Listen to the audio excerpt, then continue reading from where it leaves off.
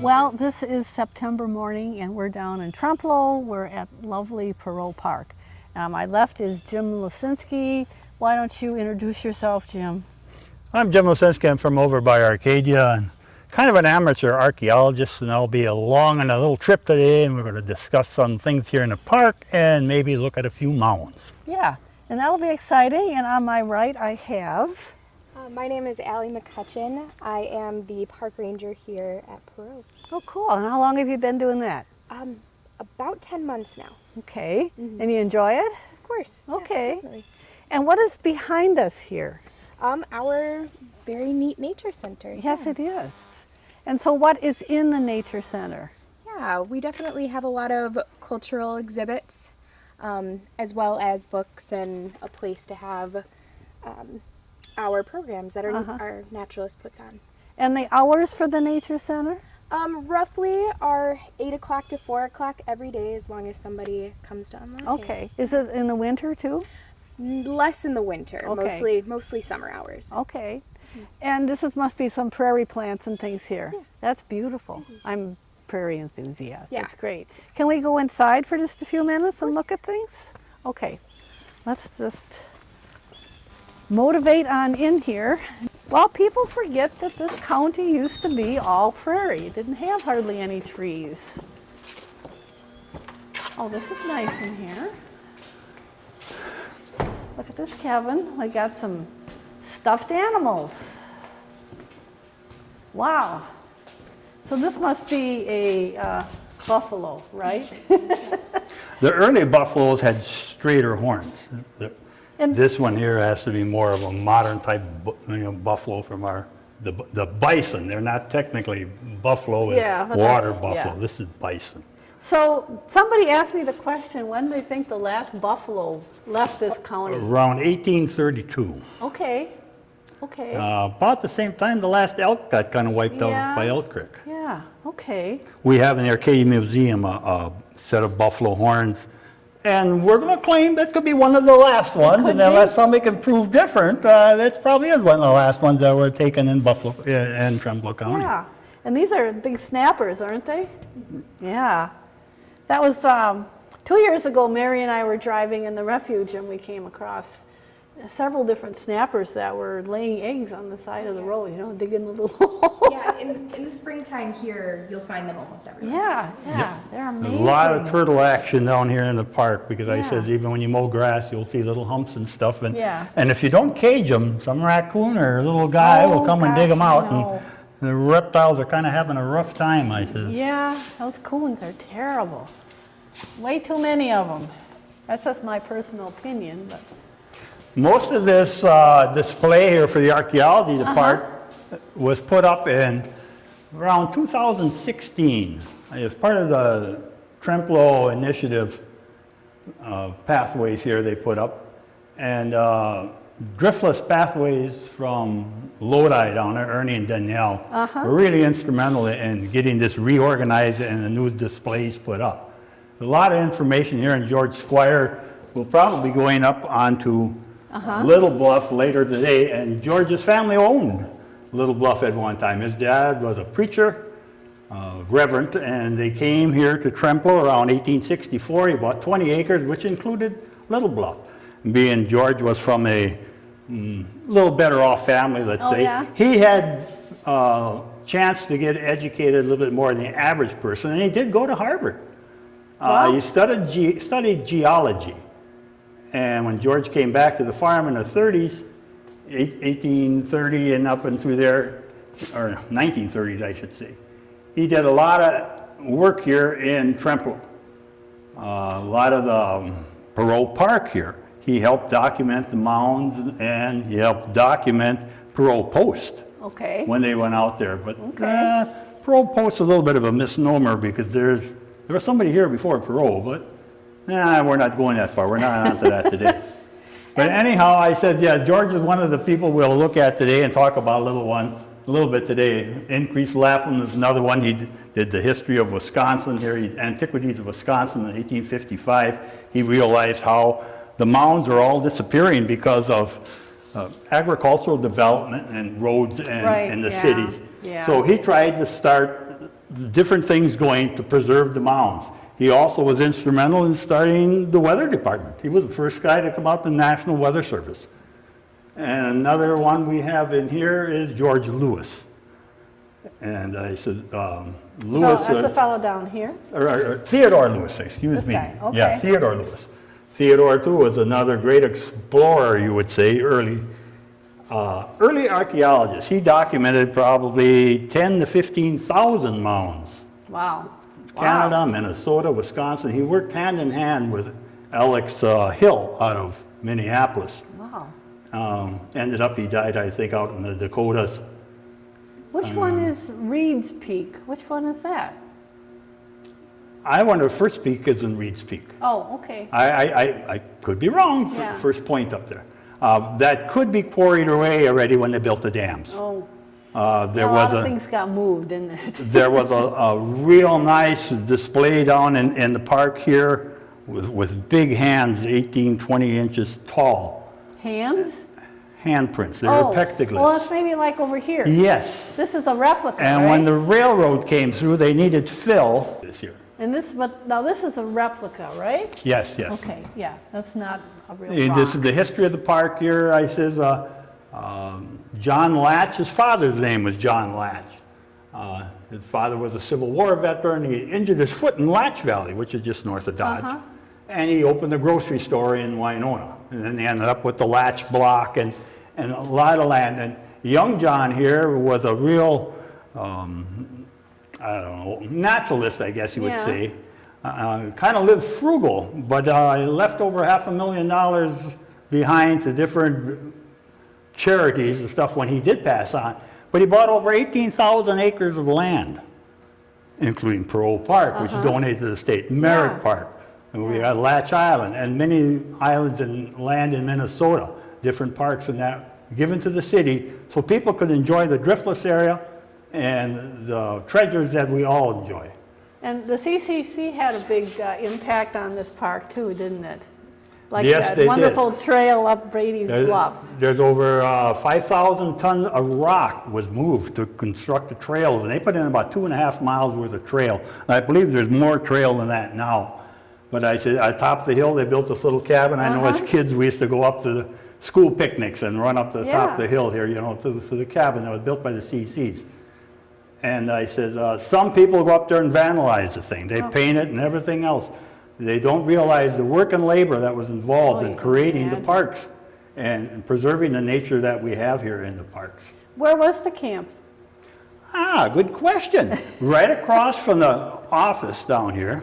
And I believe if we snoop around, you will have a picture. Oh, okay. And it's a LiDAR picture. On one side of the road, there are Native American mounds. Across the road, you can see the foundation and the forms for the CC camp. When it was just to the left of the main entrance when we come in, as you're going towards Sullivan's down there. It was up in the woods, right up in there. Oh, okay. Because I know there was one up by Dodge too, but that would have been No, quite a ways away. I got pictures of that too. Yeah. But that's a different program. Yeah. Yeah.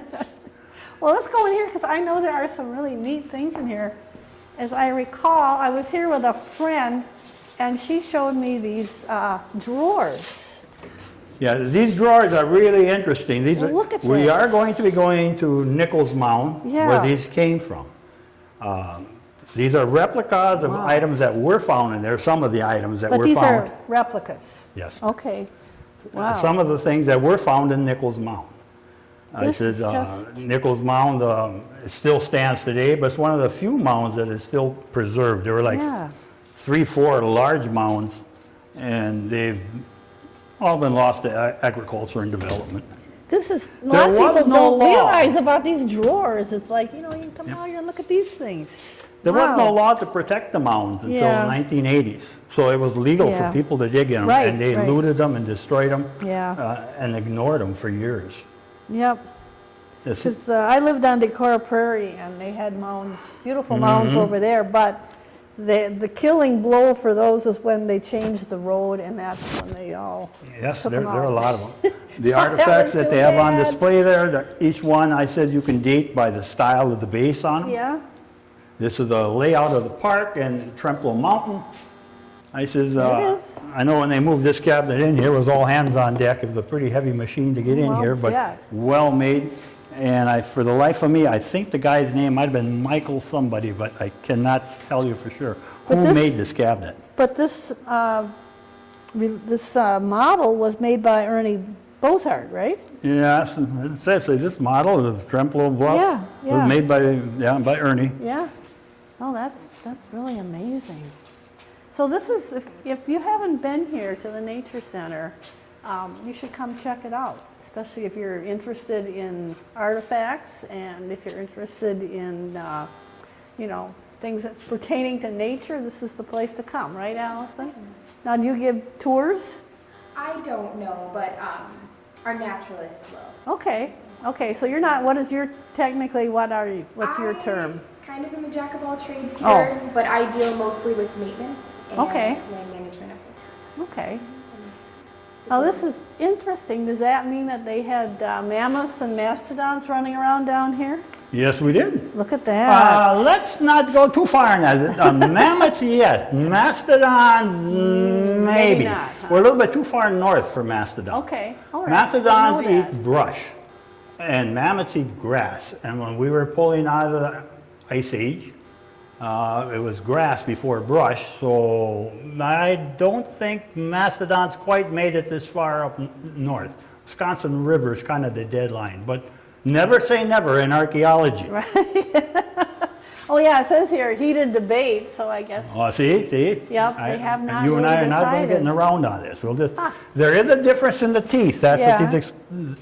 When you eat grass, you have a grinding molar. Okay. You eat brush, you have more of a rough molar. So More like this our is- choppers. This is from a mastodon. Is that right? Mammoth. Oh, this is a mammoth. Okay. The smooth tooth. Because this is the one that Yeah. ate grass. That's the grass eater. Yes. Okay. And the mastodon, this is the one that ate the brush. Yes, and those are the everything. roots going down. Yep. This is the grinding part Oh my here, gosh. vice versa there. There was a mammoth tooth or two found over in the Wamedy area. Wow. So I said, they are in Trempealeau County. There was hip bones and other parts found in Thompson Valley, right by Arcadia, Oh yeah. which are being yeah. curated at the Milwaukee Museum right now. Yeah. Oh, that's amazing. And do they have any kind of an idea when the mammoths kind of vanished from this area? Does anybody have any idea?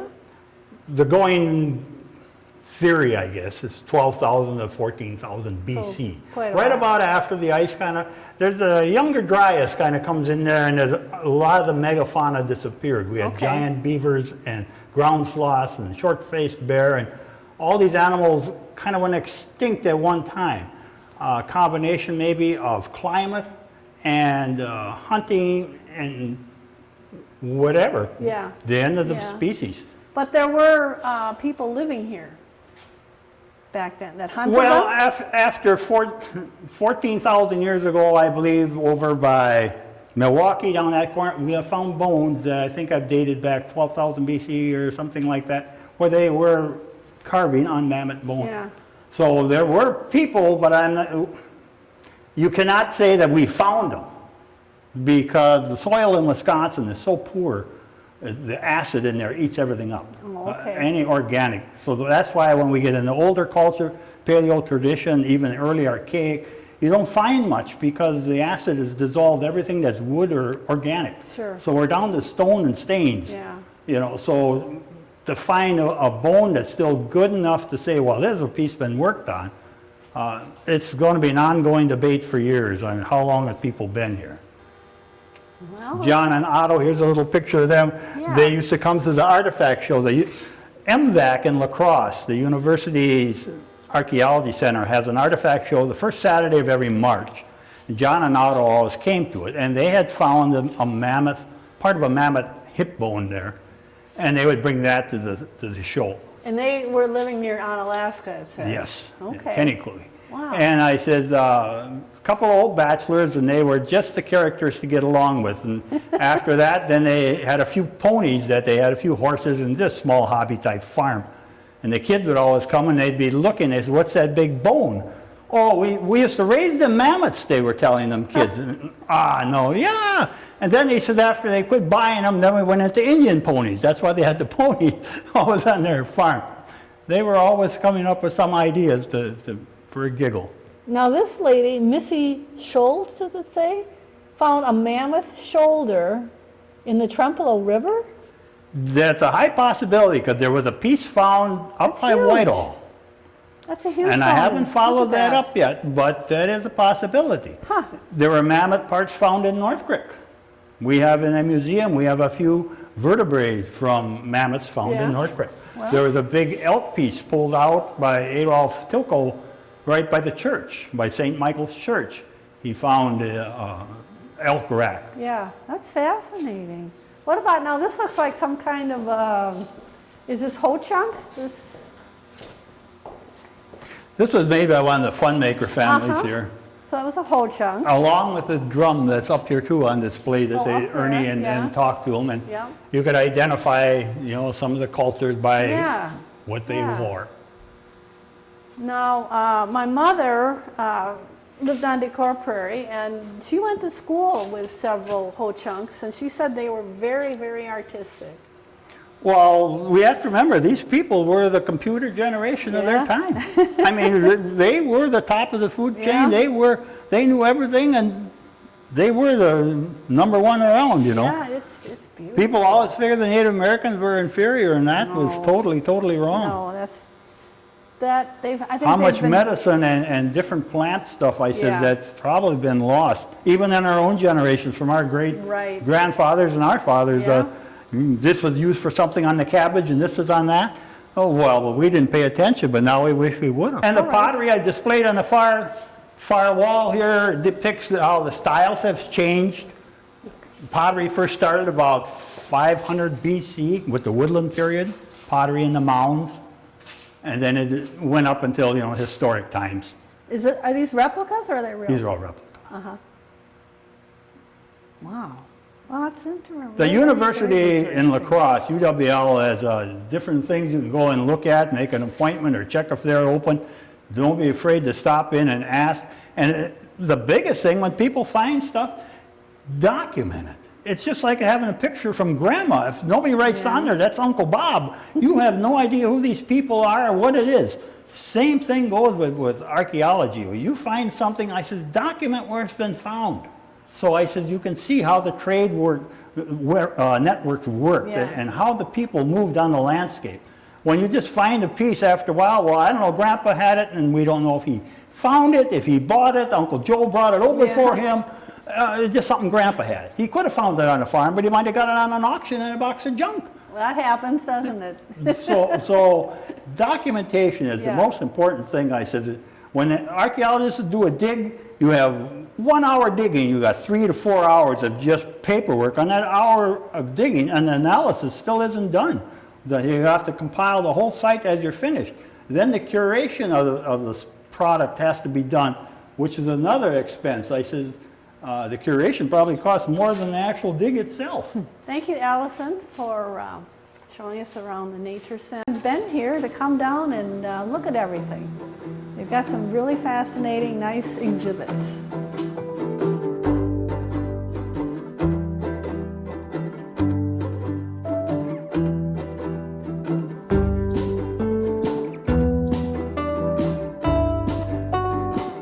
All right, now we took a trip east, right? Yes, From we Perrot got east Park. down the road here. Yep, we're down the road and we're right off the bike path, which is lovely if you haven't been down here. This used to be a railroad bed, didn't it? Yes, it Yep, was. where It's the called the train Great went by. River Trail. Now it's maintained by the park here on Perrot. And it's really nice. And it's beautiful today because the trees are just starting to come into color. Now, where are we? We're right at what they would call Nichols Mound. We're just a little ways south of Highway 35. From the highway, you can see the mound here. If you come right along there, the right? Great River Trail here, it's just off to the left of the trail. This mound, you got a little bit history I know about it. I said when the first trappers and traders came here to Wisconsin, they observed a lot of humps and bumps on the landscape. And they figured that, they were man-made. Archaeologists have come along and we've decided that these are Indian burial mounds. They have been constructed during a time period referred to as the woodland tradition. Woodland tradition existed here in Wisconsin from about 500 BC to around 1200 AD. Also during this time period, there was another culture started in Ohio called the Hopewell. And the Hopewell were known for their large mounds and the extensive trade network that they had. And they interacted with other Native Americans along the major waterways, and their influence can be found here yet in Trempealeau yet today. In 1928, William McKern was working for the Milwaukee Public Museum. And for the next few years, he came to Trempealeau to study the mounds and to try to learn more about the culture that constructed them. At that time, this land that we are now belonged to William Nichols, thus Nichols Mound. Was this his land out here? Is This where was his he farm, lived? and he Okay. named his farm the Lone Mound Farm. And this farm was under William's jurisdiction for, whatever, so they named it Nichols Mound. And you're presented with some questions. Why was this mound built here? Well, it could have been farther that way. Why is it so large? There's a lot of mounds in Trempealeau here yet that still exist. None are this large. Archaeologists can only answer questions that they can glean the answers out of the evidence left behind. This mound maybe marked some cosmic event, maybe a comet or an eclipse. Or is it a final resting place for some chief or some long-lost warriors from a great battle? Maybe it's territorial, marking the high plain here with the floodplains, or this land belonged to my father and his father and father before him. So was there ever any tradition with the whole chunks about the mounds, or was that really predating that? It was all gone by then. Oh, okay. When the mounds quit around 1200, they were still used by Native Americans for like bundle burials, small internment burials that way. You never say never in archaeology, they still probably are used. In 1938, there was a Indian child that had passed away, and he was, the Winona paper stated, he was to be buried in burial grounds down by Long Lake. Where that is, we don't know. Yeah. But I said, we hope he's resting there. Yeah. But anyhow, when they dug these mounds, he did an excavation of this mound. And on getting into it, they found out there was a channel house, a mausoleum, per se, and where some individuals were interred. And along with them was a lot of exotic trade material. There were knife blades up to 2 feet long made out of obsidian coming from Wyoming, from Yellowstone. There was Caledonian flint from North Dakota, Knife River flint. That was found in here. There were pearls from the fresh water. There was marine shells from the Gulf of Mexico. There was copper axes and copper breastplates brought from northern Wisconsin. So they knew how, I mean, when you dig copper, but you have to modify it, right? I mean, when it comes out of the ground. The copper in Wisconsin, that's one thing the Native Americans did not have to do is smelt copper. Because Isle Royale up here and the Keweenaw up here, the copper is pure. It's not like in Europe. There they have copper ore. Oh, okay. They have to smelt it to get the copper out, so then they can work. Here they would find just raw copper.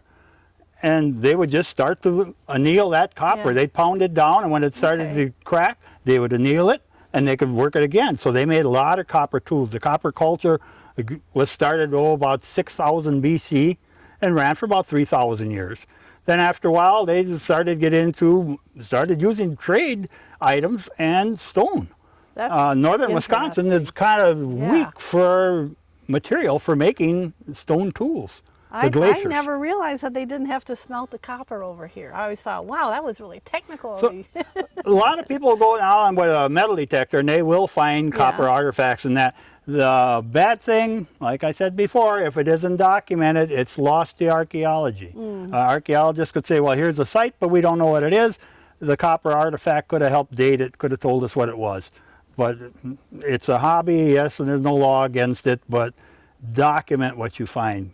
So was this was excavated at some point, the mound? Yes. And when was that? 1928. Oh, okay. And There who- are a few pictures in the early editions of Yeah. Winona paper of them And doing excavation Who with did horses. it? Who's they? William McKern from the Milwaukee Public Museum. Okay, so it was from Milwaukee, and there wasn't anybody local that was There doing maybe it. were some people, because there was horses here and they used a slush scraper Okay. with horses, and Yeah.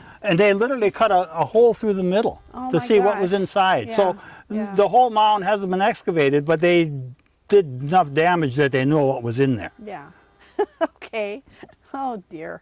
Oh, yeah. Yeah, I see it here. Yeah, 1928. Wow. And it hasn't been done since then. No, all mounds are protected since 1980. Even if a roadway would be coming and a mound has to be moved, the archaeologists have to get a special permit from the state, from the Native Americans, and whomever else is concerned, allowing them to dig. Okay. There was a dig done on top of Little Bluff in Trempealeau. Special permit had to be issued for, to investigate the mounds. Right. Because Yeah. they are regarded as burials and as cemeteries. So about how, this says it's about 11 feet tall? Yes, it was The approximately 12 feet high when they came and up to 90 feet in diameter. So by erosion and little field encroachment, it's not quite as large as it was, but all the mounds have been slowly eroding over time. Even Sure. in the park, they're having trouble trying to maintain the mounds because of the natural foliage growing on top, and trees want to get started, and there's a debate of how is the best to take care of them. Should Yeah. you take a lawnmower and just mow them nice and smooth, or let them go to nature, or which way to go?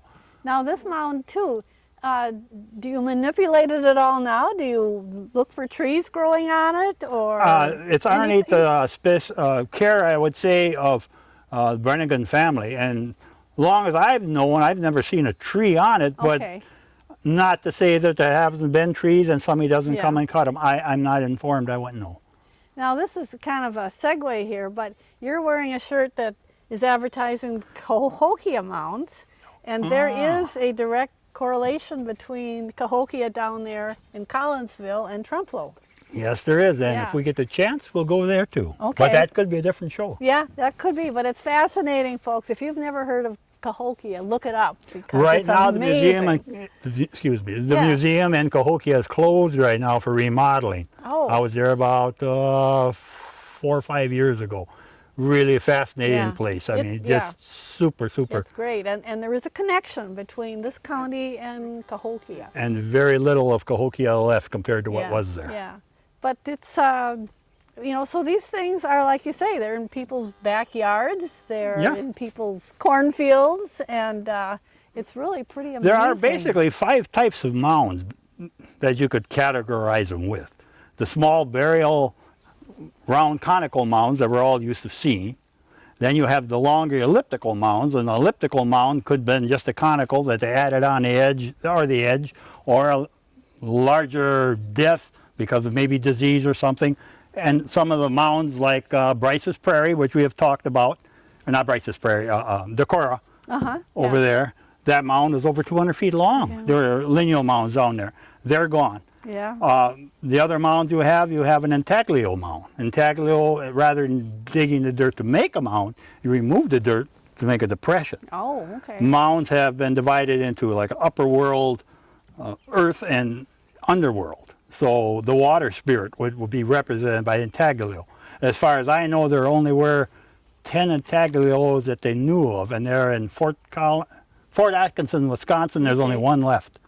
But you can look it up online. You can still see pictures of it. Then we also have the effigy mounds, where there's a few in the park. The park has a deer and it has a wolf over there. Usually the effigies were, like I said, in the 3 categories, upper world or lower world. And I said, you have the best chance of looking at an effigy mound if you go to Effigy Mound Park. And that is where? Marquette, Iowa, right across from... Right, that isn't that far away. No, it's right across from Yeah. Prairie du Chien. A nice Right. Sunday afternoon drive. If you Yeah. go to see the 10 marching bears, it's about 2.5 mile hike. So it takes a little bit of time to Yeah. put away for that. But to go up to Fire Point or a few of those up there, not that far, and there's benches along the way to rest as you go up. Well, that's But Effigy Mound is a good doable. place to go. And then the last type of mound that they have, I says, is the platform mounds, which were in Cahokia And those people came up here to Trempealeau, and that's been studied here for probably over 10 years by Driftless Pathways, by Ernie and Danielle. Right. You've done a few We've videos done on some that. programs on that. And we'll maybe go over to Little Bluff and we'll talk a little bit about some of the platform mounds here in Trempealeau. Okay.